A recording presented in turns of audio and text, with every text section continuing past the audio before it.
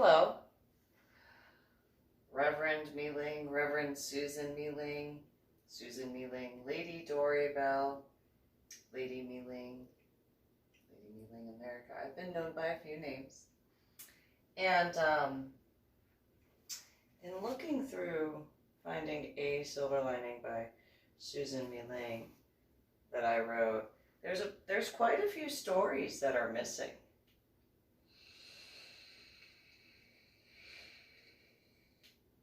And they're also out of order. Because I have a thing about doing things as best as possible to timeline. And some of the pages look like they're different font, though close to the original, because I had typed on a typewriter all of this stuff. And for example, some names that I have been called would have the actual star sign, not a dot. For example, in a typewriter, there is no dots. There's only the stars.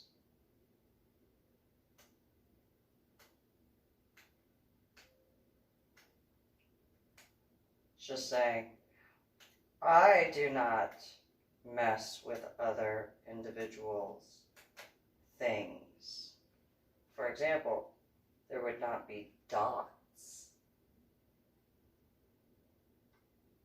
for the names, and there are quite a few that are missing in that regard.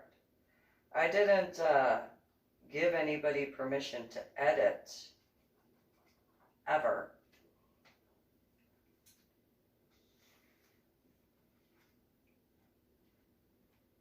And the font in that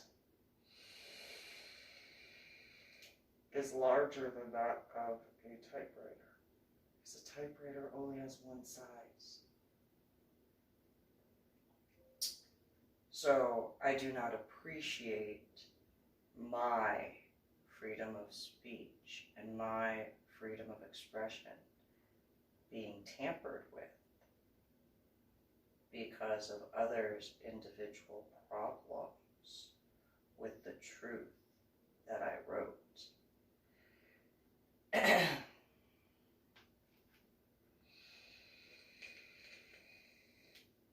And the names of the tattoos are wrong in there. All of the names of my tattoos have goddess and god names. Methuselah is an example, which would be that one.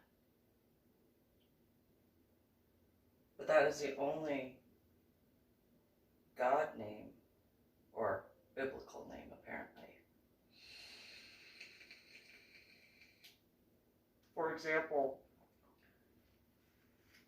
green Tara is supposed to be in there for the name of this one. Kali Kuan Yin is a name for that one, and yet in this book that was altered without my permission.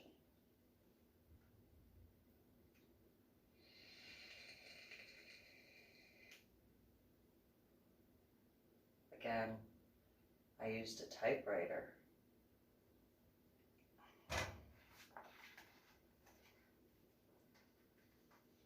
And that's bigger than typewriter font. Just saying. Though certain aspects are correct in certain stories.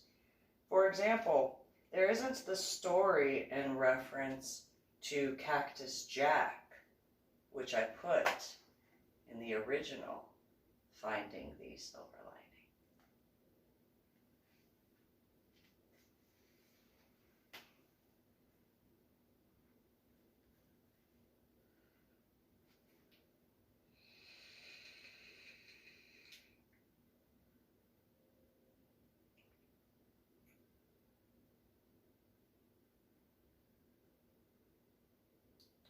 So my constitutional rights have been violated even more.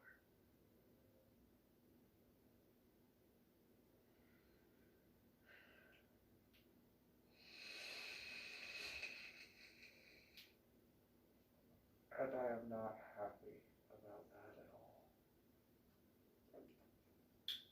Whatsoever.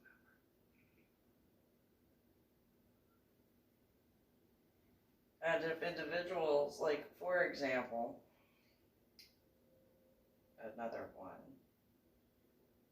I always have written my dead ex-husband. So, or depending on the time frame, wrote then husband before becoming my dead ex-husband. I might have a pattern of behavior that would be able to prove that.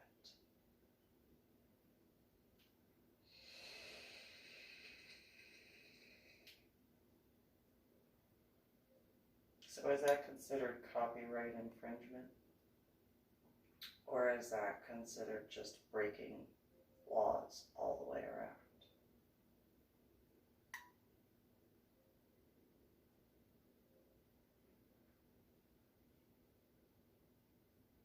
So if, for example, my ex-sisters-in-law did not like the fact that I was done with their dead brother, my dead ex-husband, long before his death, and only referred to my dead ex-husband when he was my ex-husband as my ex-husband, and they didn't get over that.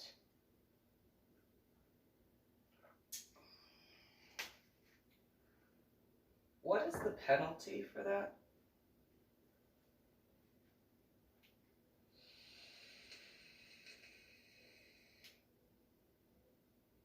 Not forgetting the targeting aspect. And it's interesting because my now ex-boyfriend, Jesse Leroy Hoover Jr., the one that, I had met at Cowboys Dance Hall because of Kevin and that female.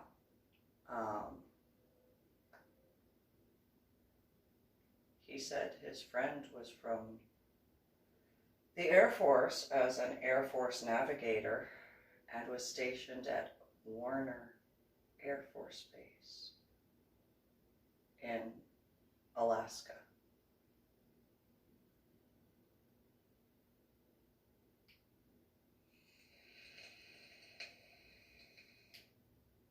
Or, I apologize, his last name was Warner, and he was stationed at Elmendorf Air Force Base in Alaska as an airplane navigator. Now maybe, just maybe, my landlord, who was in the Air Force, would be able to verify not just the fact that my now ex-boyfriend, Jesse Leroy Hoover Jr., had not gone to officer candidacy school in Lackland Air Force Base, because apparently that is not where you go for Air Force training. But it is an odd coinky-dink that was the Air Force Base that Mary Evangelina Nichols Osteen, Sandra Marie Osteen, and Ariel Marie Osteen were at when my original blue ID card went missing during David Osteen's Air Force graduation. It's just an odd coinky-dink.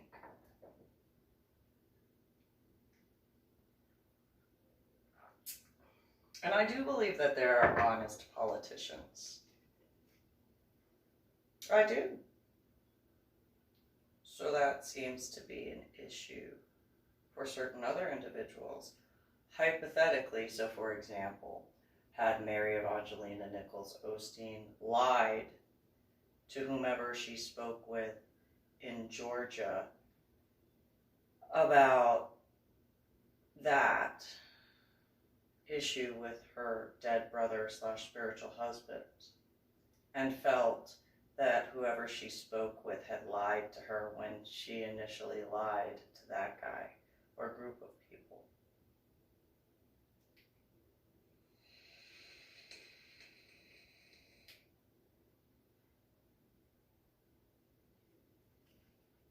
Just saying,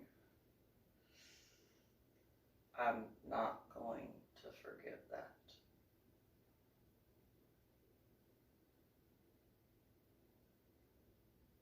And I hope nothing except for pure destruction for my ex-in-laws who are guilty of perpetuating such garbage.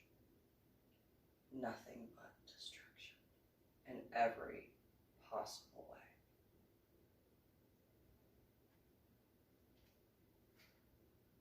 What is the term? An eye for an eye? A tooth for a tooth?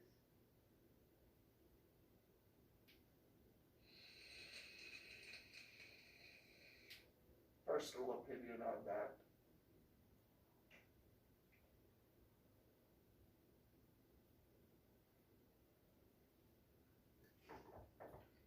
That they want to continue lying to themselves in regards to their own issues.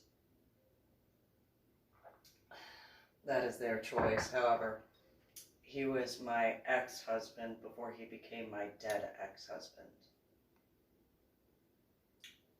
He had his own apartment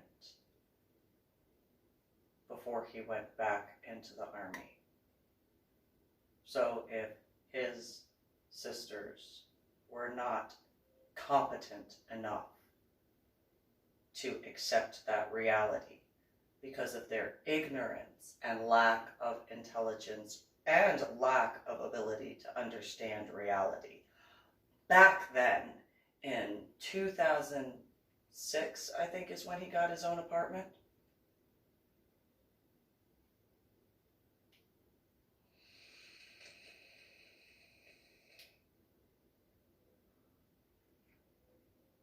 Just saying.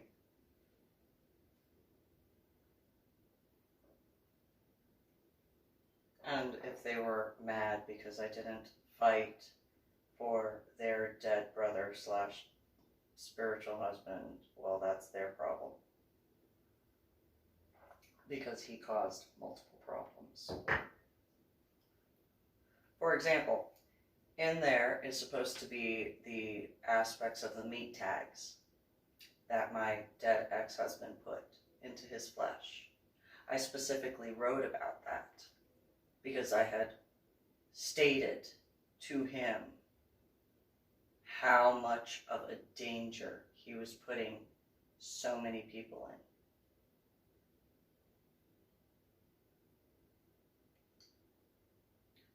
Irony, they perpetuated that if they caused problems to my Medal of Honor art project. But on U.S. soil.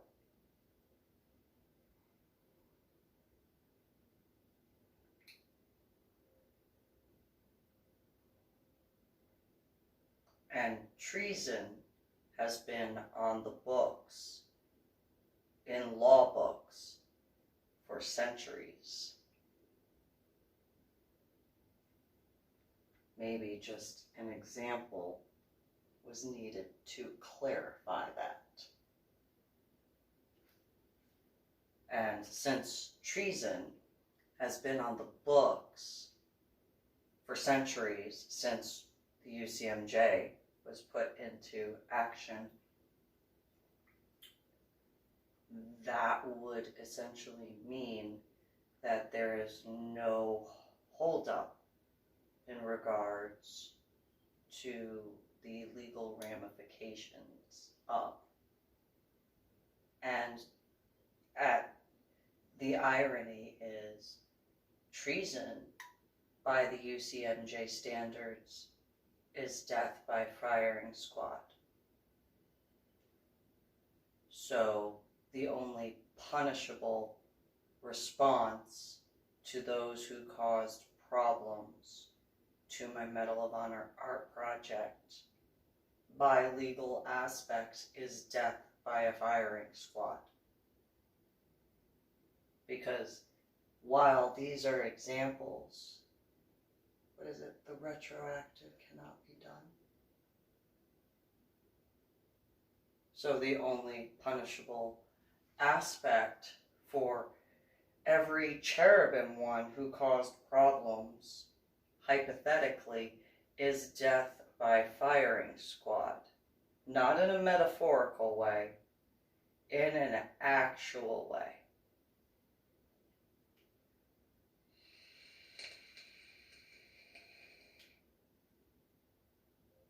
And if I have to be judge, jury, and executioner, I'm not squeamish.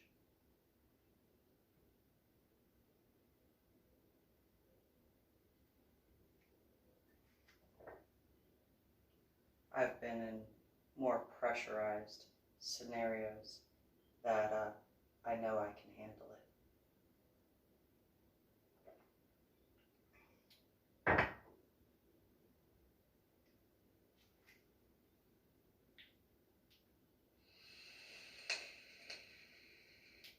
And, how could I support the military in the way that I do if I wasn't willing? I did sign the dotted line.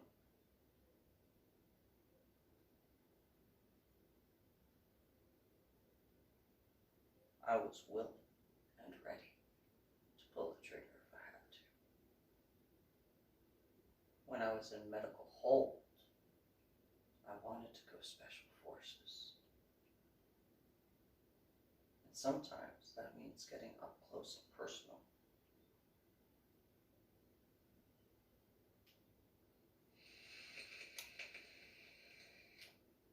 I have no problem with that. I did grow up where I did.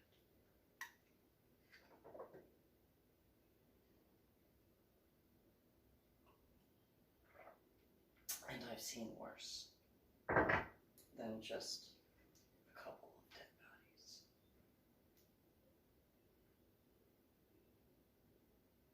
I've seen them mutilated in comparison to what would occur to a simple death by firing squad.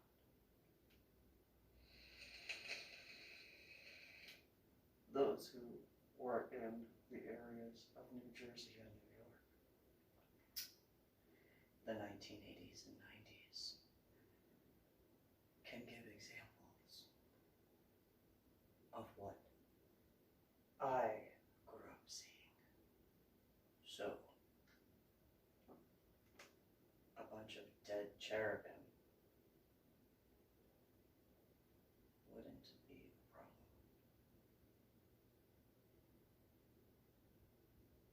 Just saying. I have assisted in certain things when it comes to when I was stationed at Fort Sam Houston without flinching in the slightest. When in medical hold unit at ISR. Just saying. Colonel Kim would be able to verify. I didn't flinch at all.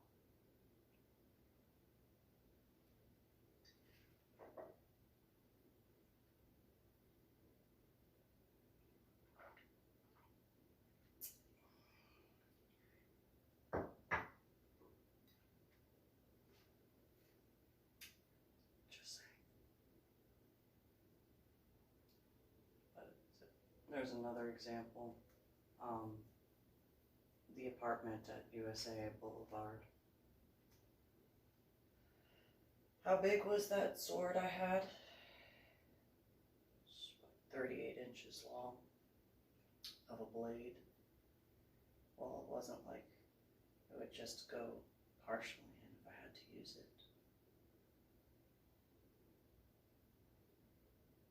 If I had to use it, I was willing to get eye to eye to defend her.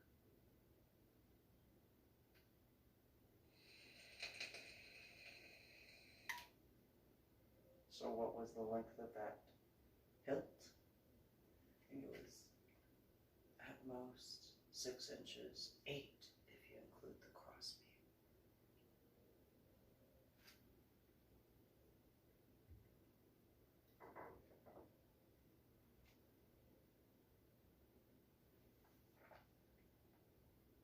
And I have gone scuba diving, where I have